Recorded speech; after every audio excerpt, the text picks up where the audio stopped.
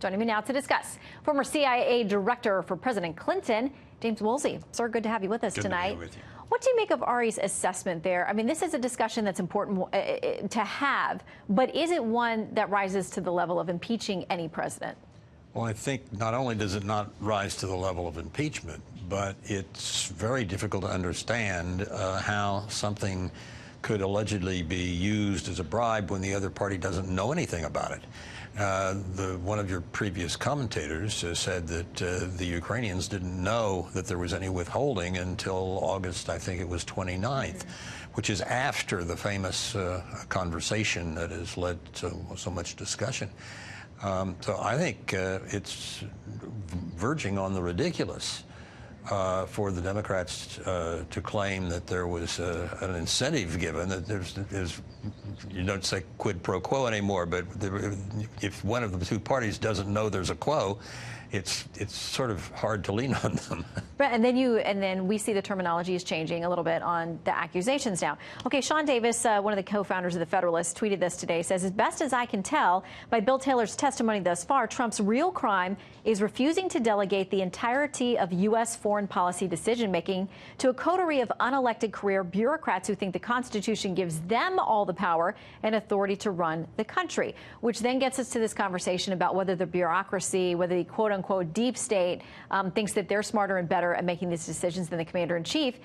Having been the leader of the CIA, what do you make about this conversation of a so-called deep state? Well, there are a lot of people who work for the State Department and the CIA and other government agencies who are extremely loyal Americans, not only to their country, but also to their boss, and correctly would resign if they came in conflict with their boss.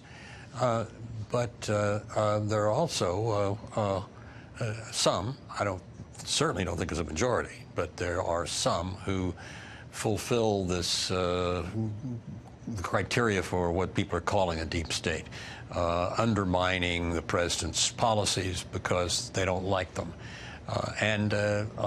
I think they're there, and I think they are sounding off privately and trying to influence events. But I certainly don't think they are the principal characterization of the civil servants in the U.S. That's the majority of them. Okay, I want to play something that the ranking member, Congressman Devin Nunes, said today in his opening statement about the U.S. providing assistance to Ukraine, and then some more on that. Despite all their dissatisfaction with President Trump's Ukraine policy, the president approved the supply of weapons to Ukraine. Unlike the previous administration, which provided blankets as defense against invading Russians.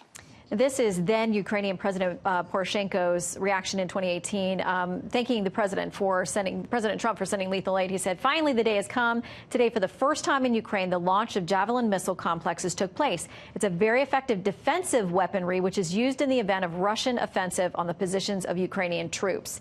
How would you assess what this administration has done to help Ukraine? Well, by transferring Javelin and other lethal aid instruments, weapons, as well as things that they need anyway and were given by the Obama administration, such as blankets.